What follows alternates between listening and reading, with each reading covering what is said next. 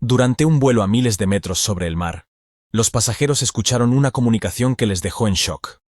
Los pilotos admitieron que no sabían exactamente dónde se encontraban, lo que desató una sensación de pánico y desconcierto a bordo. Sin puntos de referencia claros y con la incertidumbre aumentando, la tripulación luchaba por recuperar el rumbo, mientras los pasajeros miraban por las ventanillas, conscientes de su vulnerabilidad en medio del océano. ¿Qué ocurrió con los 146 pasajeros a bordo del Boeing 737, que sobrevolaba el mar de Java en febrero de 2006? Lo que estás a punto de ver narra la impactante historia de cómo pequeños errores, inicialmente imperceptibles, pueden acumularse hasta volverse imposibles de ignorar. Esta es la historia del vuelo 782 de Adam Air. Era temprano en la mañana del 11 de febrero de 2006, cuando 146 pasajeros y 6 miembros de la tripulación subieron a bordo de un Boeing 737-300 en Yakarta, Indonesia. El vuelo tenía como destino Makassar, un trayecto de 2 horas hacia el este. Mientras los pasajeros se acomodaban en sus asientos, ajenos a lo que estaba por ocurrir, en la cabina comenzaba a desarrollarse una inquietante serie de eventos, que pronto pondría a todos en un peligro extremo. El capitán del vuelo era Tri Nursiyogo, de 41 años. Acumulaba más de 7.000 horas de vuelo en su carrera, de las cuales casi 2.000 habían sido en un Boeing 737. Había volado esta ruta en numerosas ocasiones, y mientras preparaba el avión para el despegue, no tenía motivos para pensar que dentro de la aeronave algo iba mal. A su derecha, en el asiento del copiloto, se encontraba el primer oficial Ahmad Deniz Saifoudi, de 33 años, con una experiencia de vuelo de casi 3.000 horas, 800 de ellas en el Boeing 737. Ambos formaban un equipo con suficiente experiencia para realizar el vuelo sin complicaciones, al menos en apariencia. Los accidentes aéreos no suelen ocurrir por un único motivo, pero en este caso, el vuelo 782 dejó una cadena de acontecimientos tan extensa como inquietante. Esa mañana, el primer eslabón de esa cadena apareció antes de despegar, mientras el avión aún estaba en tierra en Yakarta. Durante los controles previos al vuelo, los pilotos descubrieron un fallo en uno de los sistemas de navegación del avión. Una de las 2 unidades de referencia inercial IRS, encargadas de registrar la posición del avión durante el vuelo, había dejado de funcionar. El avión era un Boeing 737, con 19 años de antigüedad, y mostraba señales de desgaste, pero en este caso, la tripulación informó al equipo de mantenimiento de Adam Air, que decidió optar por una solución rápida: reemplazar la unidad defectuosa. El equipo de mantenimiento ejecutó el cambio antes del despegue, creyendo haber solucionado el problema, pero este evento sería solo el inicio de una cadena de errores. Los pilotos realizaron pruebas en ambas unidades de referencia inercial, IRS, mientras el avión permanecía en tierra, y aparentemente funcionaban con normalidad. Sin embargo, este tipo de problemas no eran una rareza en Adam Air. En los 2 meses anteriores, este mismo avión había presentado 18 fallos relacionados con el sistema de referencia inercial, según los registros de mantenimiento. Adam Air, una aerolínea de bajo coste en rápida expansión, había estado haciendo recortes en el mantenimiento de su flota. Parecía inevitable que esto terminara teniendo consecuencias trágicas. Con la unidad de navegación defectuosa reemplazada, el capitán introdujo la ruta del avión en la computadora de gestión de vuelo, FMS. En la aviación, las rutas están formadas por puntos de referencia conectados por vías aéreas, que funcionan como carreteras en el cielo. En los aviones de pasajeros desarrollados desde la década de 1980, los pilotos programaban estas rutas en el FMS al inicio del vuelo, y el piloto automático las seguía hasta el destino. En el Boeing 737-300, el FMS obtiene la posición del avión a través de las IRS. Esa mañana, el sistema estaba utilizando los datos proporcionados por la unidad de referencia inercial izquierda, IRS-1, que era la que seguía funcionando. Con el plan de vuelo cargado y el resto de las tareas completadas, los pasajeros embarcaron a bordo del vuelo 782, que finalmente estaba listo para despegar. Tras ser remolcado desde la puerta de embarque, a las 10:06 de la mañana, el avión estaba listo para el despegue desde Yakarta. Habían cargado 10 toneladas de combustible para este vuelo. El piloto al mando encendió los motores y comenzó el rodaje por la pista. En esta fase del vuelo, el capitán Tri Nursiyogo estaría a cargo de pilotar la aeronave, mientras que el primer oficial Ahmad Deniz Saifoudi se ocuparía de las comunicaciones y de las indicaciones en tierra. Este vuelo tenía una particularidad. A bordo se encontraban 3 asistentes de vuelo en formación.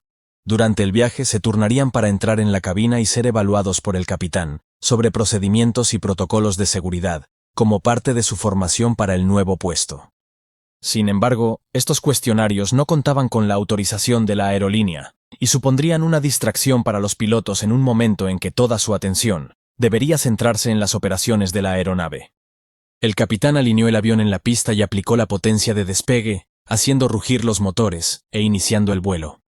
En cuestión de instantes, el avión tomó altura y ascendió hacia el este sobre la isla de Java. Durante los primeros minutos, todo parecía transcurrir con normalidad.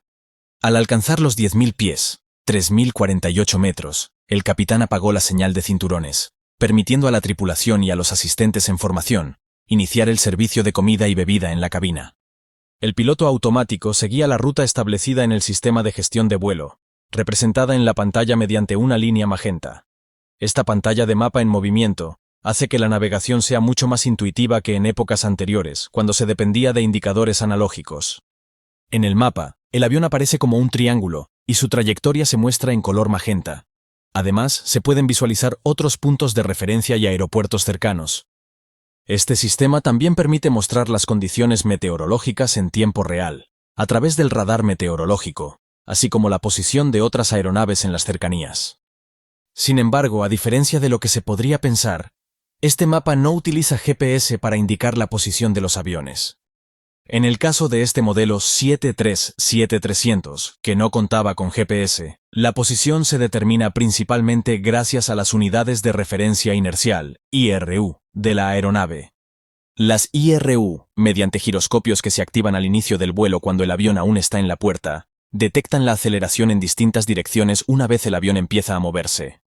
Aunque no son tan precisas como el GPS, resultan suficientemente precisas para la navegación y ofrecen la ventaja de ser totalmente autónomas, sin depender de satélites, señales de radio ni campos magnéticos. De este modo, cuando los pilotos supervisaban el progreso del vuelo, no observaban una posición GPS en tiempo real, sino una representación basada en cálculos de las IRU, que se mostraban en formato de mapa electrónico. Aún así, las IRU no eran la única fuente de información sobre la posición del avión. Las computadoras del avión también sintonizaban las radiobalizas cercanas y utilizaban sus direcciones y distancias para calcular la posición de la aeronave. Esto complementaba la información obtenida de las unidades de referencia inercial, proporcionando varias fuentes de datos que permitían al sistema de navegación determinar la posición con gran precisión. Aproximadamente 15 minutos después del despegue, el vuelo 782 alcanzó su altitud de crucero a 33.000 pies, 10.000 metros. Poco después, los pilotos solicitaron a control de tráfico, un atajo directo hacia un punto de referencia llamado CPOT, con la intención de ahorrar tiempo y reducir algunos tramos de la ruta. El controlador autorizó esta ruta, y el primer oficial programó la computadora de gestión de vuelo para redirigir el avión hacia el nuevo curso. La aeronave giró suavemente a la izquierda en dirección a CPOT. Al salir del espacio aéreo de Yakarta, los pilotos establecieron contacto con el control de tráfico aéreo de Bali, que se encargarían de guiarlos unos minutos antes de transferirlos a Ujung Pandang, donde recibirían instrucciones para iniciar el descenso hacia Makassar. A las 10:25 de la mañana, sin que los pilotos lo supieran, la computadora de gestión de vuelo cambió silenciosamente de la IRU-1 a la IRU-2. Esta unidad, que había sido revisada en tierra antes del despegue, parecía funcionar correctamente. Sin embargo, al sobrevolar Java, la IRU-2 comenzó a desviarse, proporcionando gradualmente información errónea sobre la posición del avión. Como resultado, la aeronave inició un leve giro a la derecha, lo cual apenas fue perceptible para los pilotos en ese momento. El fallo en la unidad de referencia inercial hizo que el sistema de navegación mostrara al avión como si estuviera volando en línea recta, ya que la IRU transmitía esa información a la computadora de vuelo. Esto aparecía en las pantallas de navegación del piloto, e incluso los rumbos de la brújula indicaban que la aeronave seguía la ruta prevista. Los pilotos, entrenados para confiar en sus instrumentos, no sospechaban que estaban siendo engañados. Entonces, un mensaje de advertencia apareció en la computadora de vuelo. Solo navegación IRS. Este aviso indicaba que el avión estaba obteniendo su posición exclusivamente de la unidad de referencia inercial, sin apoyo de las radiobalizas en tierra. Sin embargo, los pilotos no lo consideraron alarmante, ya que sobrevolaban el mar, donde es común que no haya radiobalizas disponibles. Mientras la IRU funcionara correctamente, sería suficiente para calcular la posición de la aeronave. El primer oficial eliminó el mensaje de advertencia, sin darse cuenta del fallo que ocultaba. En ese momento, los pilotos se prepararon para la llegada a Makassar. Consultaron los informes meteorológicos, que mostraban cielos despejados y buena visibilidad, lo que les permitía planear una aproximación visual a la pista 31, la más al noroeste del aeropuerto. Además, al ser el único vuelo que llegaba desde el oeste en ese momento, esperaban un aterrizaje sin complicaciones. El control de tráfico aéreo de Bali transfirió entonces el vuelo a Makassar, que supervisaría el tramo final de la ruta. Al contactar con el nuevo controlador, los pilotos obtuvieron su segundo atajo del día y fueron autorizados a dirigirse directamente al BOR de Makassar, la radiobaliza situada en el propio aeropuerto. El primer oficial programó el punto de referencia BOR de Makassar en la computadora de gestión de vuelo y estableció el nuevo rumbo. A partir de ese momento, los pilotos creían estar en la fase final del vuelo, dirigiéndose directamente al aeropuerto. Sin embargo, debido al fallo en la unidad de referencia inercial, la información en la pantalla de navegación mostraba que la baliza de Makassar estaba directamente frente a ellos, hacia el este, cuando en realidad el avión continuaba girando hacia el sur, dejando la baliza a su izquierda. Ni los pilotos ni los pasajeros tenían conocimiento de esta desviación mientras el avión se alejaba cada vez más de su trayectoria prevista. Pero los pilotos no eran los únicos encargados de monitorizar el rumbo del avión. El control de tráfico aéreo también debía hacerlo. Los controladores contaban con un sistema de monitoreo de adherencia a la ruta, RAM, diseñado para alertarles si un vuelo se desviaba de su curso planificado por más de 10 millas, 18 kilómetros. Sin embargo, la configuración de alerta del sistema se había ajustado incorrectamente a 20 millas, 37 kilómetros, y el vuelo aún no alcanzaba esa distancia de desviación. Por lo tanto, el controlador, concentrado en otras aeronaves, no notó que el vuelo 782 estaba desviándose lentamente. Mientras tanto, en la cabina, los pilotos también tenían su propia distracción. Una de las azafatas en formación había entrado para su evaluación con el capitán. Tras unos 15 minutos en la cabina, la azafata observó algo que los pilotos no habían percibido. El sol estaba a su izquierda, lo cual era un indicio claro de que la aeronave no estaba volando en dirección este como ellos creían. Si el avión fuera hacia el este, en dirección a Makassar, el sol debería estar directamente enfrente. Sin embargo, al observarlo en la izquierda, la tripulación solo podía concluir que la aeronave estaba volando hacia el sur, una desviación clara de la ruta. Aún así, la azafata, ya que estaba en formación, dudó en cuestionar a los pilotos, confiando en que sabrían lo que estaban haciendo. En ese momento, el capitán optó por una solución al problema del sol, colocando un papel en el parabrisas para cubrir el resplandor. Mientras tanto, el vuelo 782 continuaba desviándose hacia el sur, alejándose cada vez más de su ruta. En el radar del control de tráfico aéreo, la posición real del avión aparecía como un objetivo negro, marcado con el código de transpondedor 2351 que los pilotos habían establecido al inicio del vuelo. Este punto mostraba claramente que el vuelo 782 se estaba desviando hacia la derecha de su ruta planificada, que debía seguir la vía aérea W52. Sin embargo, otro objetivo en el radar seguía avanzando en la ruta prevista del vuelo, pero este segundo marcador no representaba la posición real del avión, sino el lugar en el que debería estar. Este marcador de posición se visualizaba como un cuadrado en lugar de un círculo, lo cual indicaba que no era un objetivo real. No obstante, los controladores en el aeropuerto de Makassar, debido a la falta de entrenamiento adecuado, no advirtieron la diferencia, ni cuestionaron la verdadera ubicación de la aeronave. Aún así, existía la posibilidad de que el controlador pronto detectara el problema, ya que el vuelo 782 se aproximaba al límite de desviación de 20 millas, 37 kilómetros, lo que activaría una alerta en el sistema. Cuando eso ocurriera, los 146 pasajeros a bordo estarían a salvo gracias a esta tecnología, calibrada de forma imperfecta, pero con la capacidad de alertar a tiempo. Sin embargo, justo cuando el avión se alejaba aún más de su ruta, algo inesperado sucedió. El vuelo comenzó a aparecer y desaparecer de la cobertura del radar, complicando la detección de su posición exacta. La cobertura de radar sobre Java era irregular, y ese área específica del espacio aéreo no estaba prevista para tráfico aéreo en ese momento. Justo cuando el vuelo 782 se aproximaba al límite de las 20 millas náuticas, 37 kilómetros, que activaría la alerta del sistema, el avión comenzó a salir del rango del radar. Por algunos minutos, la señal apareció y desapareció, hasta que finalmente se perdió por completo, lo que significó una oportunidad crucial desaprovechada, para notar que la aeronave se desviaba de su curso. En la cabina, los pilotos seguían atentos al supuesto progreso normal del vuelo. Según sus pantallas de navegación y las computadoras de gestión de vuelo, la aeronave se acercaba al punto de referencia llamado Guano. El primer oficial informó al control de tráfico aéreo que pasaban sobre este punto, y el controlador los transfirió al siguiente sector. Cuando un avión sale de su ruta, es vital que el piloto verifique su posición lo antes posible, ya que debido a la alta velocidad, unos minutos fuera de curso pueden llevar a la aeronave a mucha distancia. En el caso del vuelo 782, cada minuto en desvío suponía una distancia adicional de 7 millas, unos 13 kilómetros. El problema no era solo que los pilotos estuvieran fuera de ruta. Lo más grave era que desconocían por completo que estaban perdidos, y cada minuto la distancia crecía aún más. 10 minutos después de las 8, con el cuestionario a la nueva tripulación finalizado, los pilotos se prepararon para iniciar el descenso hacia Makassar. Según sus instrumentos, estaban a 115 millas náuticas de la baliza, 213 kilómetros, lo cual les situaba cerca del aeropuerto. El primer oficial solicitó permiso para el descenso, que fue autorizado, y comenzó a descender desde 33.000 pies, 10.000 metros.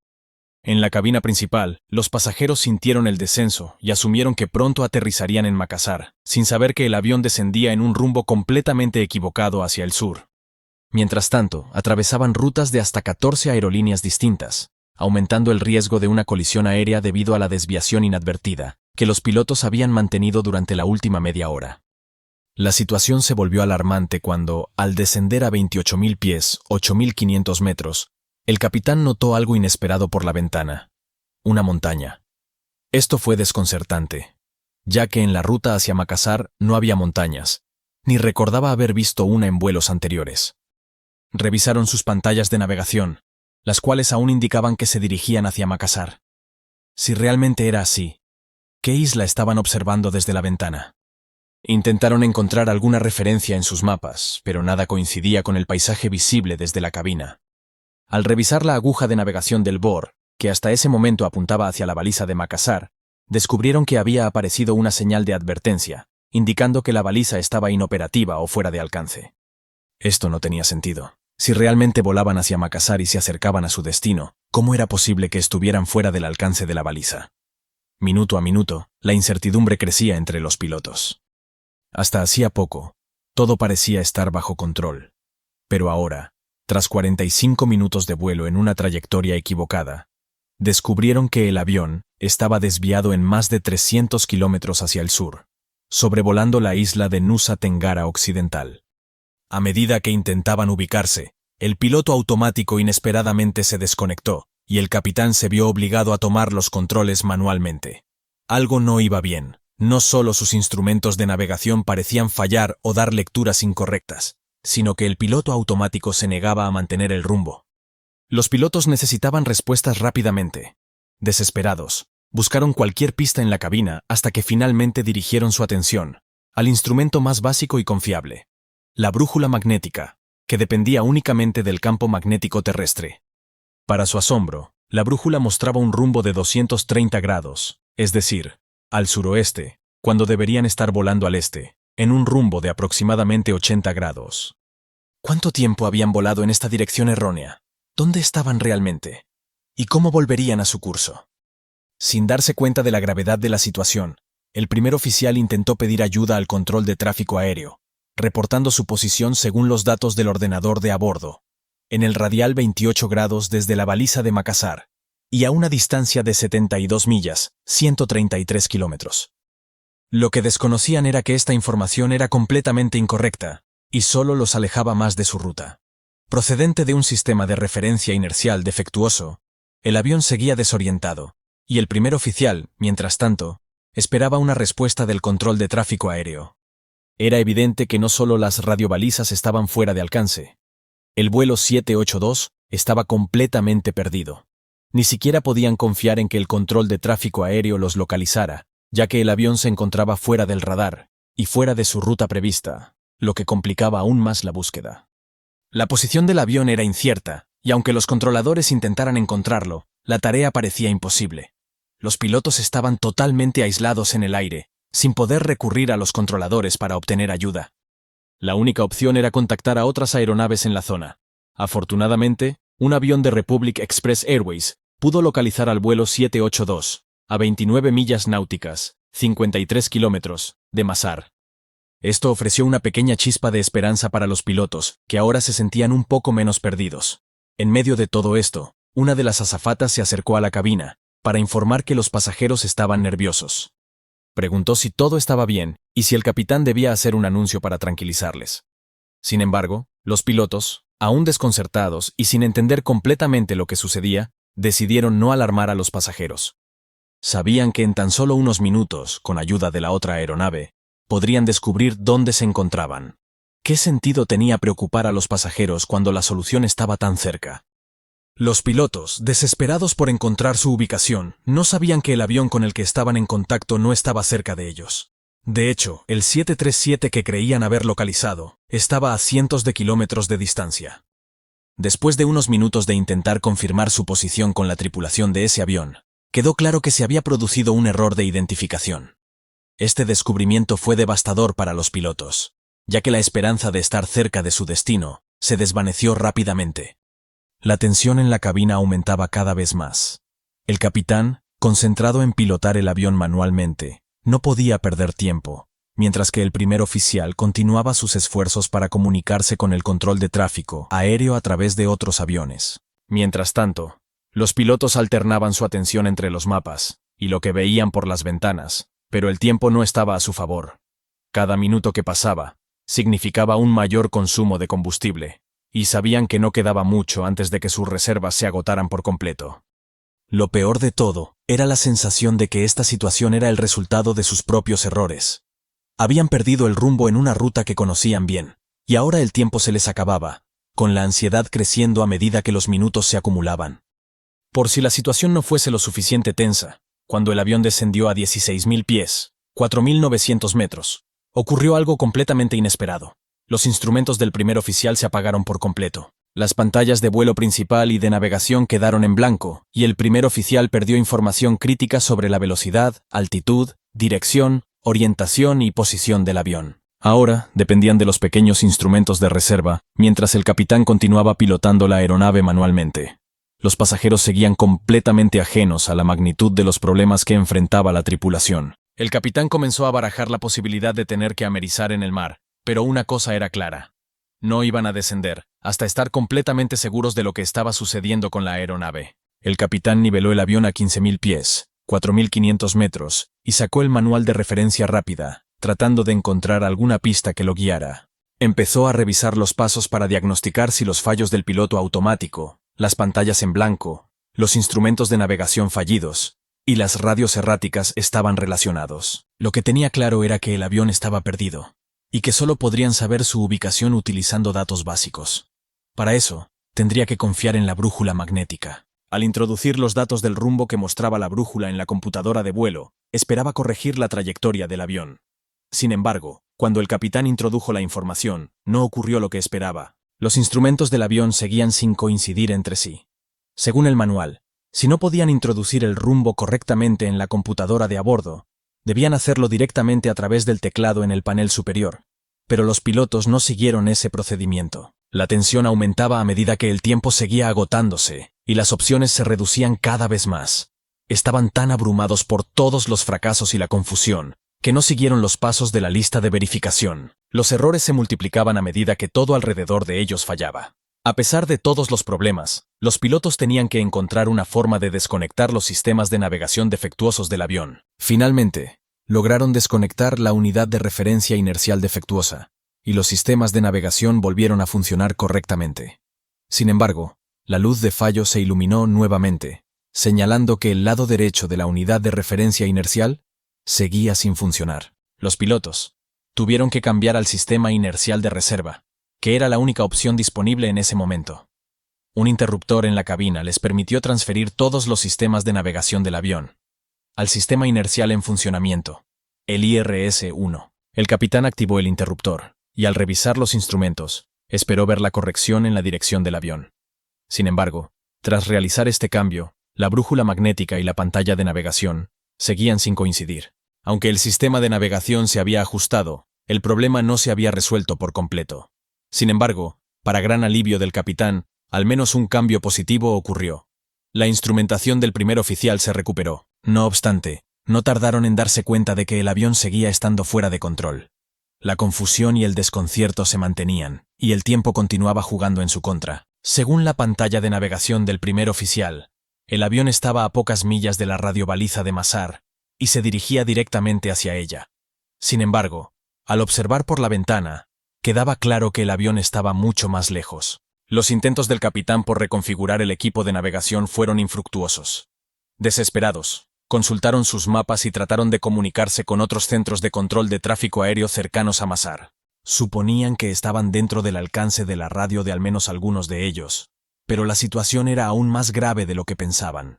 Mazar estaba a más de 500 kilómetros al norte de su ubicación, y ninguno de los aeropuertos cercanos estaba cerca de su alcance. Sin opciones, los pilotos se vieron obligados a recurrir a otro método para determinar su posición: las ayudas a la navegación. Sabían que a lo largo de la ruta aérea que debían seguir, había radiobalizas que podrían sintonizar con sus radios. Si conseguían sintonizarlas, podrían obtener la información para regresar a su ruta. Revisaron sus mapas y localizaron varias radiobalizas a lo largo del trayecto. Después, intentaron sintonizar las frecuencias de estas balizas en sus radios de navegación. Sin embargo, a pesar de estar sintonizadas, las balizas no respondían, lo que indicaba que el avión se encontraba demasiado lejos de ellas para captarlas. Los pilotos estaban desconcertados. ¿Acaso sus instrumentos no funcionaban correctamente? Había otras radiobalizas dentro del alcance, pero sin una idea clara de dónde se encontraban. ¿Cómo podrían saber qué balizas debían sintonizar? La confusión aumentaba mientras la incertidumbre sobre su ubicación aumentaba. Para saber dónde se encontraban, los pilotos necesitaban al menos una idea aproximada de su ubicación. Desesperado, el capitán le preguntó a una de las azafatas si alguien a bordo era de Makassar, con la esperanza de que alguno de los pasajeros pudiera reconocer la isla debajo de ellos y confirmar su ubicación. Sin embargo, los pasajeros ya estaban preocupados, y la azafata no quería causarles más ansiedad. El avión tenía menos de una hora de combustible, y los pilotos estaban volando sin ningún sistema de navegación confiable, solo con la ayuda de sus propios ojos. La situación se volvía más crítica. Los pilotos debían encontrar una pista de aterrizaje rápidamente, pero el terreno debajo de ellos era montañoso y densamente arbolado, lo que complicaba aún más las cosas. Además, no serviría cualquier pista. El Boeing 737 era un avión de gran tamaño, por lo que la pista debía ser lo suficientemente amplia y larga para permitir un aterrizaje seguro.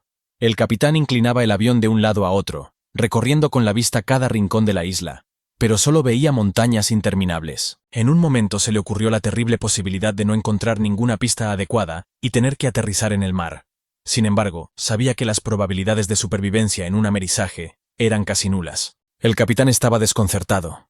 Si decidía amerizar, probablemente significaría una sentencia de muerte para todos a bordo. Pero, en ese momento, temía no tener otra opción. Finalmente, se vio obligado a comunicarle a la tripulación de cabina que podrían tener que amerizar y que todos debían estar preparados para lo peor. Dio la orden a la tripulación de preparar el aterrizaje, mientras volaban sobre la isla de Sumba, con los pasajeros temiendo lo peor, y los pilotos tratando desesperadamente de encontrar un lugar para aterrizar.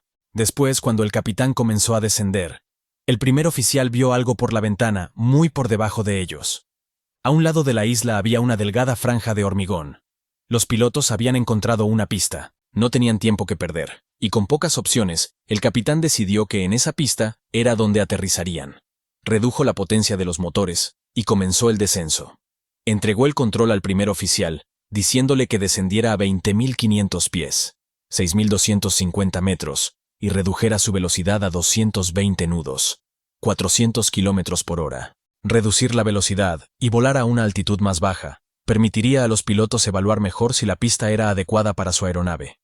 Si resultaba demasiado corta, corrían el riesgo de salirse al final y estrellarse contra el denso bosque. Aunque habían encontrado una pista, aún no estaban fuera de peligro. Con el primer oficial pilotando el avión, el capitán seguía intentando averiguar dónde se encontraba el avión. Comparó la forma de la costa en sus mapas con lo que veía por las ventanas y transmitió esta información a otros pilotos por radio. Los demás pilotos consultaron sus mapas, pero no encontraban ninguna coincidencia con lo que el capitán les describía. La razón era sencilla.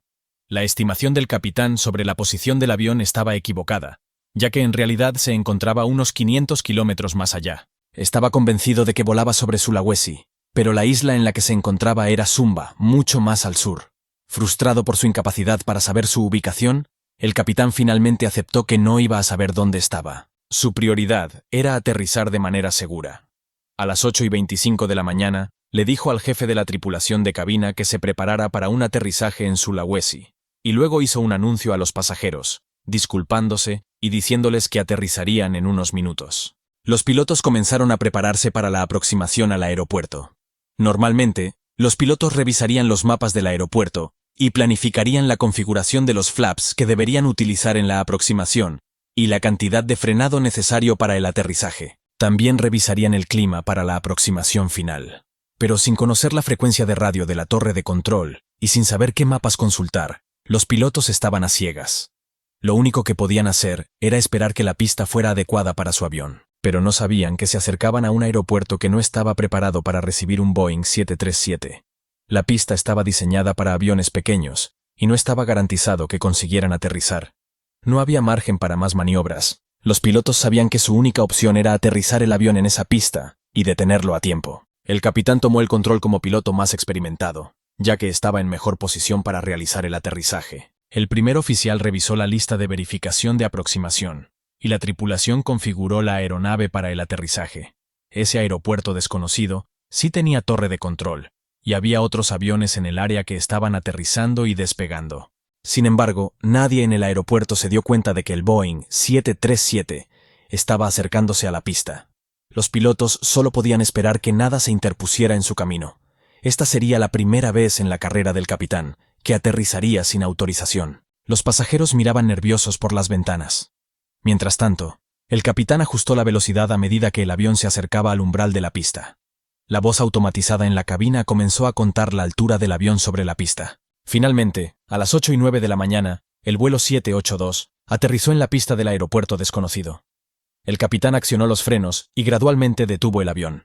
Afortunadamente, todos a bordo habían sobrevivido. Una vez en la puerta, el capitán se dio cuenta, para su sorpresa, de que había aterrizado en el aeropuerto de Tambolaka, al sur de la isla de Sumba. Inmediatamente, se puso en contacto con el centro de operaciones de Adam Air en Yakarta, quien le indicó que desembarcara a los pasajeros y esperara la llegada del equipo desde Yakarta, que incluiría personal de mantenimiento. Cuando el equipo de mantenimiento llegó, inspeccionaron la aeronave, la repararon y la enviaron de regreso a Yakarta sin pasajeros, donde fue puesta en cuarentena por el Comité Nacional de Seguridad del Transporte de Indonesia. Posteriormente, el capitán fue despedido de Adam Air, alegando que había cometido varias negligencias que pusieron en peligro el vuelo. El principal problema radicaba en que, en pleno vuelo, el sistema de referencia inercial se cambió a la unidad defectuosa, lo que provocó el giro inesperado.